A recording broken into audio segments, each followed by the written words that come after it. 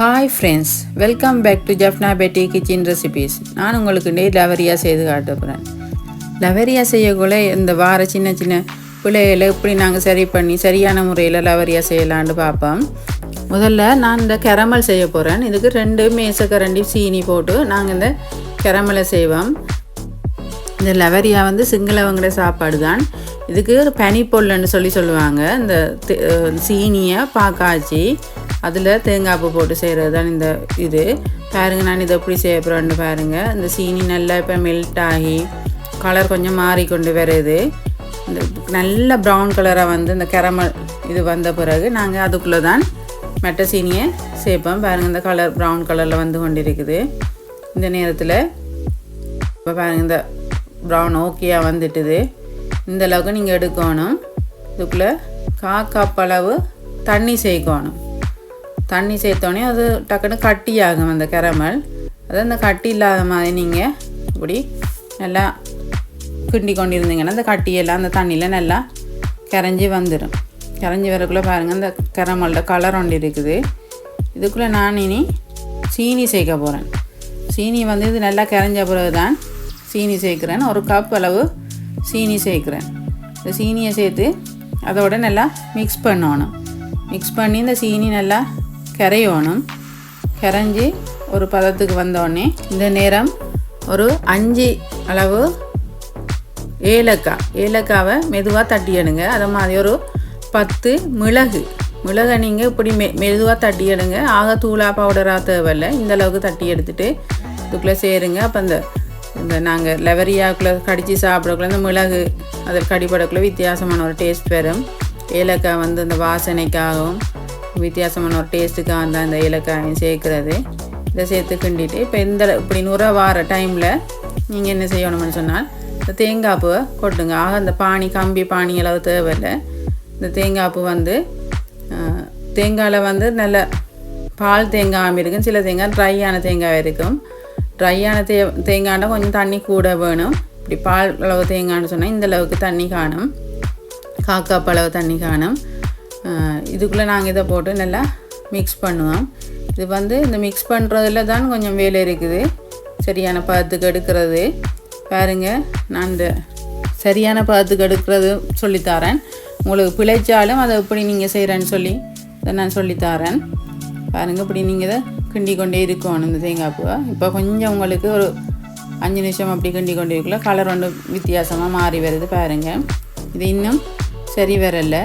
இந்த நேரம் பாருங்கள், ஒரு சத்தம் ஒன்று கேட்குது. இந்த சத்தம் உங்களுக்கு நிற்கும் வரையும் நாங்கள் இதை கிண்டோணும். இப்போ இன்னும் பாருங்கள், இன்னும் கலர் மாறிக்கொண்டு வர சத்தம் கேட்குது. இந்த சத்தம் இன்னும் நிற்கலை. இப்போ நாங்கள் இன்னும் இதை கிண்டோணும். கிண்டி கொண்டே இருக்கணும், இல்லாட்டி அது அடி பிடிச்சிடும்.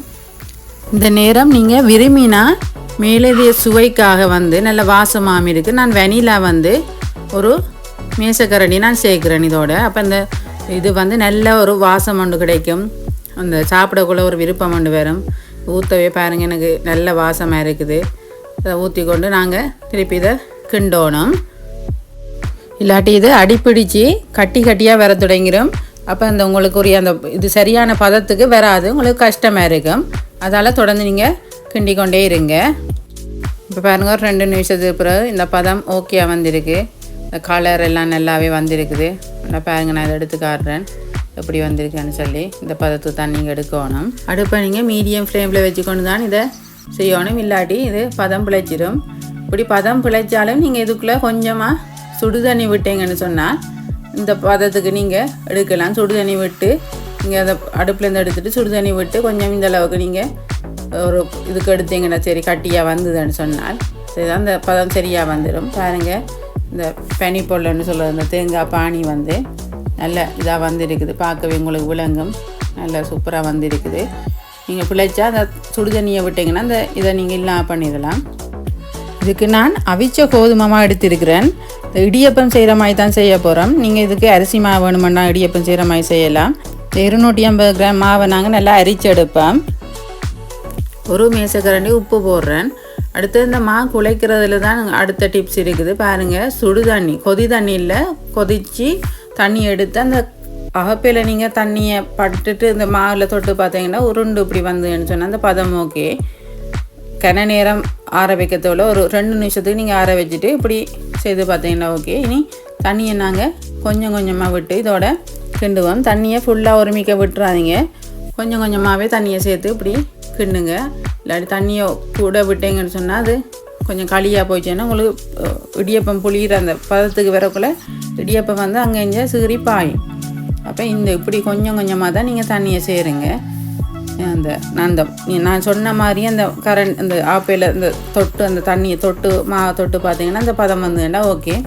பாருங்கள், இப்போ நான் தண்ணியை கொஞ்சம் கொஞ்சமாக சேர்த்து இதை மிக்ஸ் பண்ணுறேன். இனி இந்த தண்ணி சேர்த்தது போதுமாக இருக்குது. இனி நாங்கள் இந்த கையால் இப்படி இதை இந்த மாவை நல்லா உருட்டி எடுப்போம். கையால் செய்யக்கூட உங்களுக்கு அந்த பதம் விளங்கும். உங்களோட கையில் ஒட்டுப்பட்டாத மாதிரி பாருங்கள், அந்த பாத்திரத்துலேயும் அந்த மாவு ஒட்டி இல்லாமல் எல்லாமே அந்த உண்டா உருண்டு திரண்டு வரும். இந்த பதத்துக்கு நீங்கள் இதை எடுத்தீங்கண்டா ஓகே. பாருங்கள், நல்லா போடியாக வந்துட்டு இனி கையால் நீங்கள் இப்படி உருண்டை பிடிச்சி பாருங்கள். இந்த கையில் இது ஒட்டாமல் இருக்கணும். இந்த பதத்துக்கு ஒட்டாமல் இருக்கணும். இந்த பதம் தான் ஓகேயான பதம். இப்படி இருந்ததுன்னா ஒரு நாள் இடியப்பம் பிழைக்காது. இடியப்பம் புளியறதுக்கும் ஈஸியாக இருக்கும். நான் ஒரு பிளேட் எடுக்கிறேன். அடுத்த உங்களுக்கு ஒரு டிப்ஸ் தான். உங்களுக்கு அந்த லெவரியா சைஸ் உங்களுக்கு பிழைக்குமான்னு சொன்னால் நீங்கள் இப்படி ஒரு ரவுண்டாக ஒரு பிளேட் எடுங்க. பிளேட் எடுத்து அதில் லஞ்ச் டிஷ்யூ போட்டுருக்குறேன். லஞ்ச் டிஷ்யூ போட்டுட்டு பாருங்கள், அதில் தான் இப்போ இந்த இடிய மாவை வச்சுட்டு நான் புளிய போகிறேன். நீங்கள் இந்த புளியக்குள்ளே இப்படி சுற்றி புளிங்க. அப்போ இப்படி புளியக்குள்ளே கொஞ்சம் லைட்டான ஒரு கணத்துக்கு வரும். இப்போ நீங்கள் அந்த பனி போடல அந்த இதை வைக்கக்குள்ள அது வந்து தெரியாது.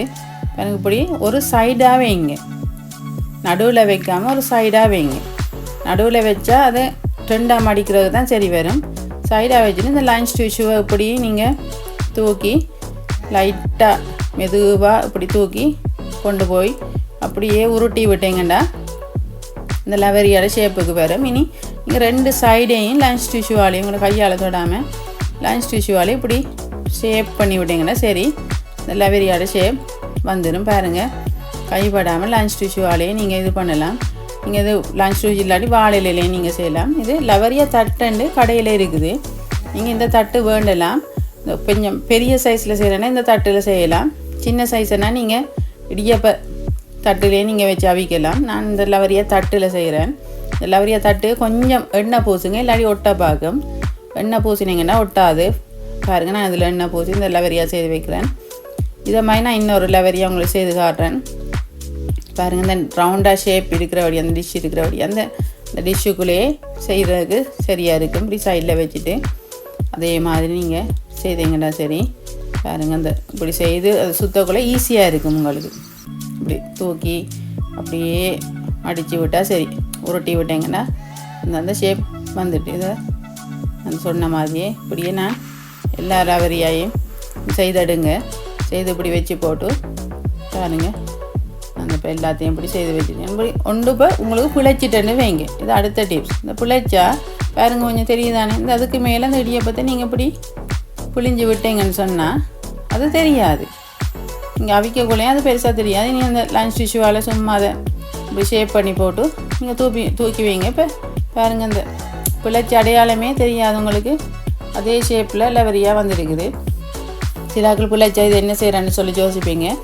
இப்படி பிழைக்கிற நேரம் நீங்கள் இந்த இதுலேயே இப்படி செய்கிற மாதிரி செய்தீங்கன்னு சொன்னால் லவரியா பிழைக்காது. இதெல்லாம் நான் உங்களுக்கு தர அந்த சின்ன சின்ன டிப்ஸுகள். பாருங்கள், நீ தண்ணியை நாங்கள் கொதிக்க வச்சுட்டு நீராவிலான்னு தவிக்க போகிறோம். தண்ணி நல்லா கொதிச்சுட்டு நாங்கள் இந்த இடியப்பம் வைக்கிற மாதிரி தான் இதை வைக்கிறோம். தண்ணி கொதிக்க முதல் வைக்காதீங்க. அப்போ கொஞ்சம் தண்ணி இந்த தன்மையாக போயிடும். தண்ணி கொதித்த பிறகு தான் இதை வைங்க. கிட்டத்தட்ட 10 நிமிஷம் வச்சுட்டு தான் திறந்து பார்க்குறோம். அடுத்த டிப் பாருங்கள், இந்த லவரியாவை இப்படி தட்டி பார்த்தீங்கன்னு சொன்னால் பம்ப் பண்ணும். கையில் வந்து ஒட்டாமல் இப்படி இருக்கும். ஒட்டாது பாருங்கள், இப்படி தட்டினோடனே பம்ப் பண்ணும். வந்த பதம் வந்து இதை அவிஞ்சிட்டேன். அதுதான் பாருங்கள், அந்த புழைச்சல் லவரியா அப்படி வந்துருக்கு. உங்களுக்கு பார்க்க விலங்கு தானே. அது நான் அதை செய்து காட்டியிருக்கிறேன். பாருங்கள், அந்த பிழைக்காத மாதிரியே நல்லபடியாகவே வந்திருக்குது. இப்போ நாங்கள் இதை வெளியில் எடுப்போம் எல்லா லவரியாவையும். பாருங்கள், இந்த ஒட்டுப்படாமல் அந்த எண்ணெய் போட்டோடையே ஒட்டுப்படாமல் வந்திருக்கு. நல்ல சூப்பராக அந்த லவரியா வந்திருக்கு.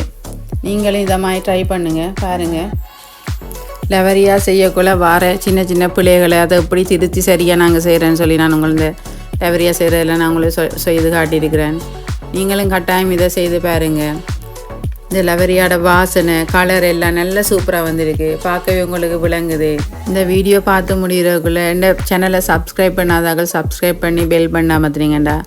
நான் போடுற வீடியோக்கள் உங்களுக்கு நோட்டிஃபிகேஷனில் வரும். இந்த வீடியோக்களை நீங்கள் பார்க்கக்கூடியதாக இருக்கும். ஓகே ஃப்ரெண்ட்ஸ், நீங்களும் இந்த லெவரியா செய்துட்டு எப்படி வந்திருக்குன்னு சொல்லி எனக்கு கட்டாயம் மறந்துடாமல் கமெண்ட் பண்ணுங்கள். மீண்டும் இன்னொரு சமையலில் சந்திப்போம். பாய்.